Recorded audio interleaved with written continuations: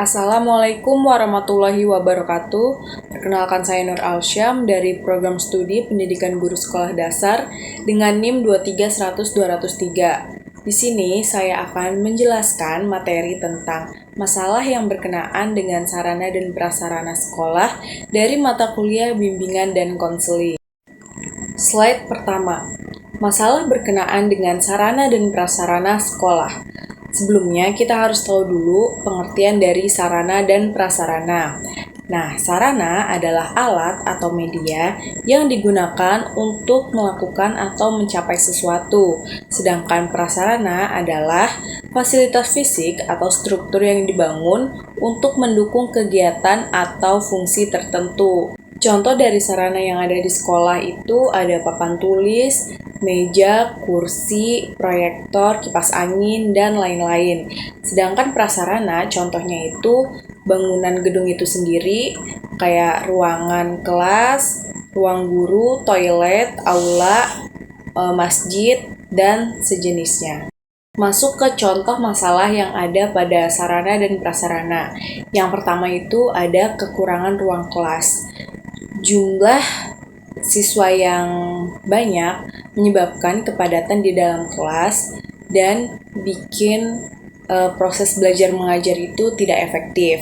Kedua, infrastruktur fisik yang tidak memadai. Contohnya itu kayak gedung yang sudah lama, terus habis itu cat-cat yang rusak, kursi bangku yang rusak juga.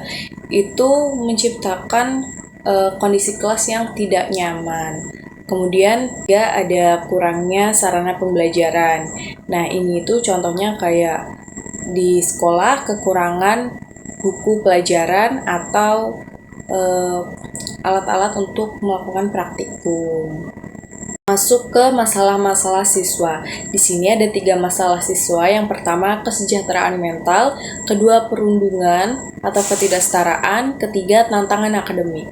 Pada kesejahteraan mental ini sangat penting untuk menjaga kualitas hidup, karena kesejahteraan mental mencakup kondisi emosional, psikologis, dan sosial yang mempengaruhi cara kita berpikir.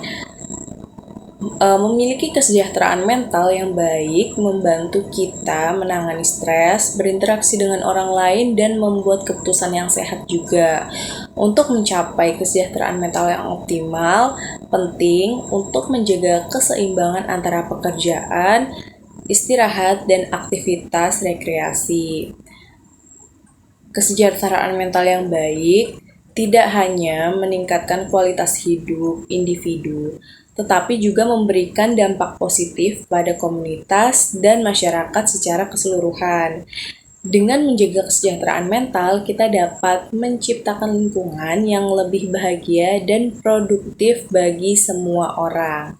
Selanjutnya, perundungan atau bullying adalah masalah yang serius mempengaruhi banyak orang di berbagai usia dan latar belakang.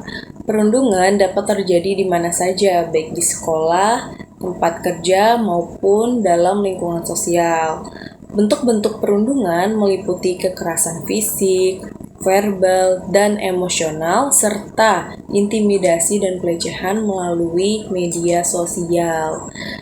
Ketidaksetaraan di sisi lain dapat terjadi dalam berbagai aspek kehidupan seperti gender, ras, ekonomi, dan akses terhadap pendidikan dan layanan kesehatan.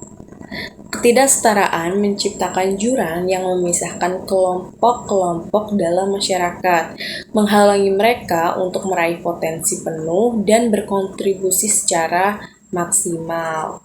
Untuk mengatasi perundungan dan ketidaksetaraan, perlu adanya upaya bersama untuk menciptakan lingkungan yang inklusif, aman, dan adil bagi semua orang. Ini termasuk mendidik masyarakat tentang bahaya perundungan, mempromosikan empati dan rasa hormat. Dengan bekerja sama, kita dapat membangun masyarakat yang lebih harmonis dan saling menghargai, di mana setiap individu memiliki kesempatan untuk berkembang tanpa rasa takut atau malu. Ketiga, tantangan akademik. Tantangan akademik dapat menjadi batu loncatan yang signifikan dalam pengembangan diri seorang siswa. Menghadapi tantangan ini tidak hanya mengasah kemampuan intelektual, tetapi juga membentuk karakter, ketekunan, dan kemampuan untuk mengatasi rintangan. Terakhir, pemecahan permasalahan di lembaga pendidikan SD. Yang pertama, meningkatkan kesejahteraan guru dengan pengangkatan gaji atau tunjangan, kemudian pelatihan dan pengembangan profesional. Kedua, peningkatan mutu pendidikan.